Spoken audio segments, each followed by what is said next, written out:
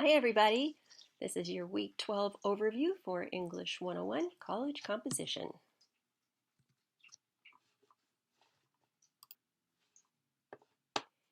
Here's your to-do list for the week. It's actually pretty short and sweet. You just have a couple of things to do.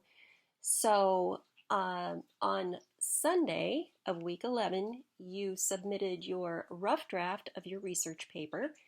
And so this week, week 12, now you'll need to respond to two of your peers' drafts. Those are due by Wednesday. Then you're going to use those drafts plus my feedback, and you're going to put the finishing touches on your research project paper, and that will be due on Sunday. Here's a little note thinking ahead. If you have some extra time this week, you might want to look ahead to our fourth and final project, read through the instructions, and get a sense of what we're going to be doing. Before I move on, I just want to make a comment about the peer review. So we've had a little bit of a kerfluffle regarding peer review assignments for the first two papers, where Canvas was supposed to automatically assign you two papers to look at, but for some of you, for some reason, it didn't do that. So what I'm going to do is be very careful to watch and see that Canvas is assigning papers, and if it's not, I will manually do it.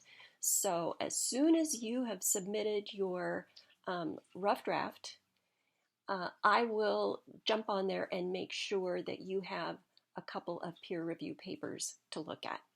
And if for some reason you don't, please contact me right away, because I want to give you plenty of time to do two really good, solid peer reviews.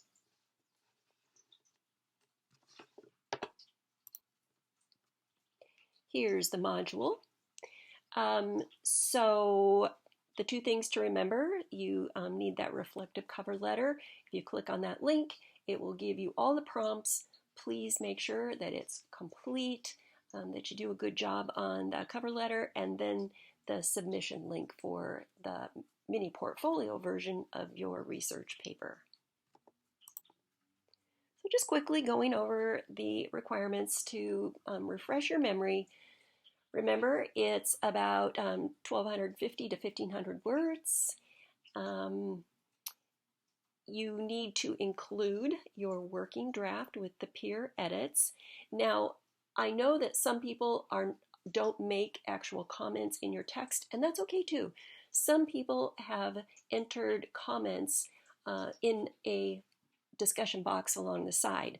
So, however it works, make sure that you include your peer review comments when you submit your final paper. So you can cut and paste those comments, just put them at the bottom of your peer review paper, however you want to do it. But there needs to be a copy of your rough draft in this submission, because this just gives me a really good idea of what you've done in the revision process.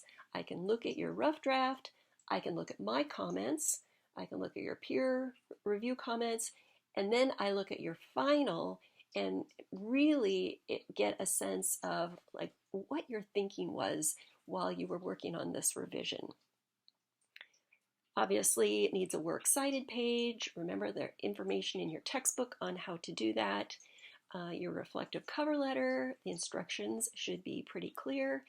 Make sure that you are using MLA, Modern Language Association, citation style. If you're not sure about that, there's plenty of places where you can double check.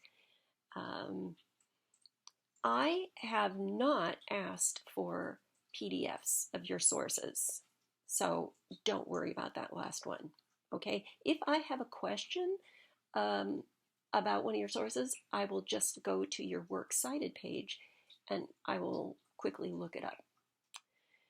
All right, so please, a little note here, remembering do not submit your mini portfolio research paper until you've read my comments. So I try to get on those as quickly as I can and get my comments back to you so that you can use those as part of your revision process. But don't jump the gun and get your final paper in before you've seen what I have to say.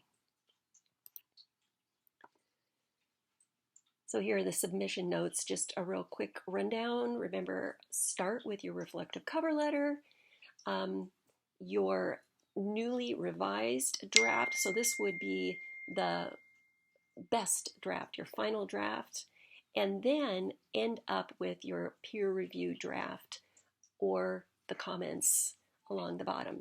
So that just gives me a real good sense of looking through those. Please put them all in one document. It just makes it much easier for me to just swing right through them and get these graded as quickly as I possibly can. And as always, if you have a question for me and you would like to get an almost instantaneous reply, you can join me for chat office hours on Monday. That would be the 28th. Between 11 and 12, just jump on chat, post your question, and I'll get right back to you. You can always contact me via the inbox on Canvas. That's a really quick and easy way to get a response, typically within 24 hours, or post your question in the Ask the Instructor discussion forum. All right. Well, I think your work is cut out for you this week, so I am super eager to read these papers and learn more about these great topics that you've chosen. So be sure and let me know if you have any questions, and I'll talk to you next week.